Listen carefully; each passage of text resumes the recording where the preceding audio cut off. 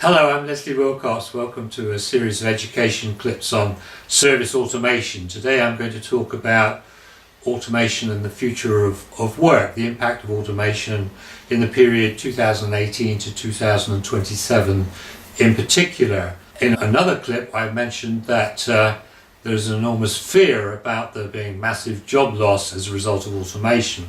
The first thing to take into account is the speed of deployment of automation.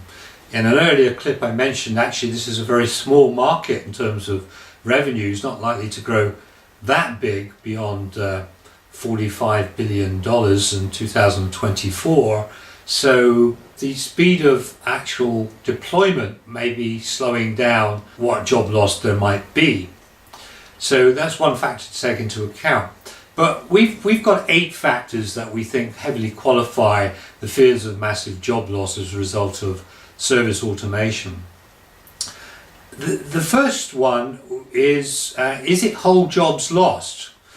The answer is probably not. McKinsey's did a 2017 study and they said that only 5% of the existing jobs could actually be totally automated, and they come up with a figure of 60% of jobs being 30% automated sometime in the next 10 to 15 years. And certainly we think that over the next 10 years or so, 3/4 of jobs will be 25% automated at least, or some of the work there will be displaced by technology. But that's been quite a normal process for quite a long time, in fact. So there's nothing that's that new there. So the next question is, will there be any job creation? And most of the predictions of massive job losses tend not to factor in job creation. But on past cycles of technology innovation, in fact, there has usually been a transition period when jobs have been lost, but actually there have been total net gains as a result of the technology. We talk about this in great detail in our latest book in chapter 9. And indeed we estimate, as you can see on the slide, that for every 20 jobs that are in fact lost, at least 13 new jobs will be created, whether it's restructuring of old jobs, whether it's new jobs, or it's indirect creation of jobs elsewhere in the economy as a result of the application of the technology.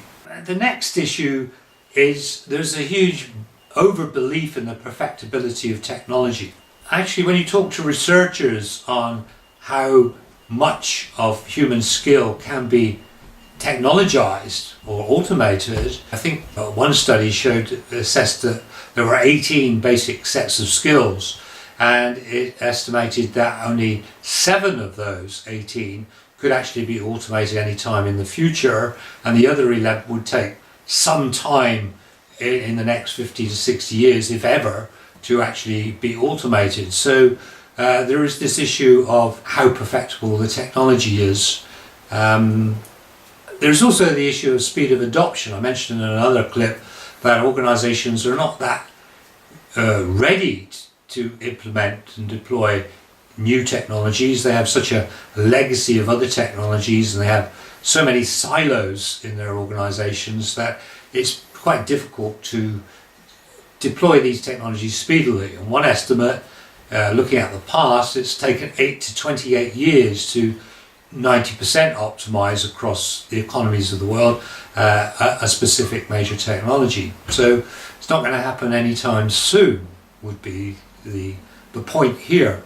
The other issues are more macro. Aging populations suggest that there might even be a shortfall of labour in the future rather than too much labour.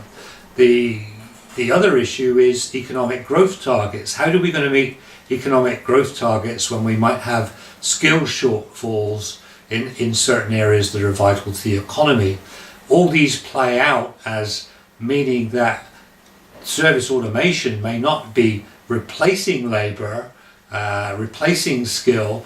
It actually might need to be deployed as a coping mechanism in order to make up for aging populations skill shortfalls and a failure to meet economic growth-wise, if not employed. And certainly China, Japan are two countries that are going through the throes of this and automating like crazy, as far as we're aware, in order to almost square the circle here.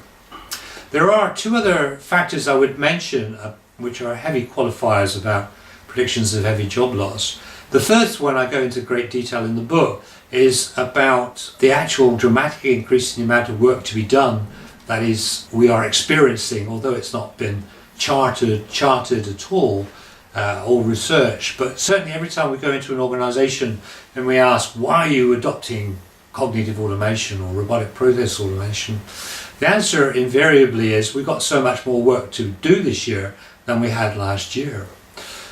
So automation is a response to that. There is also the issue of why that is the case, and we talk about that in the book in some detail.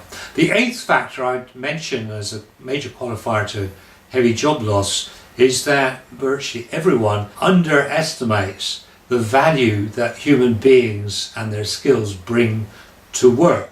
I once did an exercise with a service provider in the IT field and sat down with their staff to talk about what they did at work that could not be automated, and we spent 45 minutes putting on a whiteboard the answers.